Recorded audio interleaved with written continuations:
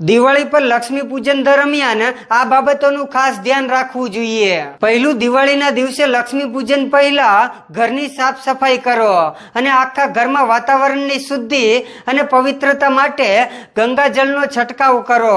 આ સાથે જ ઘરના દ્વાર પર રંગોળી અને દીવા પ્રગટાવો।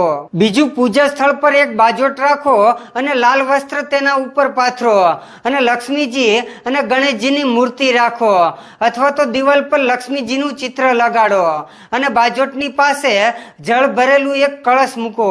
ત્રીજું, માતા લક્ષ્મી ગણેશજીની મૂર્તિ પર તિલક લગાડો અને દીવો પ્રગટાવો અને જળ, નાળાછડી, ચોખા, ફળ, ગોળ, હળદર, અબીલ, ગુલાલ વગેરે અર્પણ કરો અને માતા મહાલક્ષ્મીની સ્તુતિ કરો। ચોથું, આની સાથે દેવી લક્ષ્મી, મા કાળી, ભગવાન વિષ્ણુ અને કુબેર દેવતાની પણ વિધિ વિધાનથી પૂજા કરો। પાંચમું, મહાલક્ષ્મીનું પૂજન આખા પરિવારે ભેગા થઈને કરવું જોઈએ। છઠ્ઠું, મહાલક્ષ્મીને પૂજન પછી તિજોરી, ખાતા બુક અને વેપારી ઉપકરણની પૂજા કરો અને સાતમું, પૂજા બાદ શ્રદ્ધા મુજબ જરૂરિયાતમંદ લોકોને મીઠાઈ અને દક્ષિણા આપો। જય માતાજી।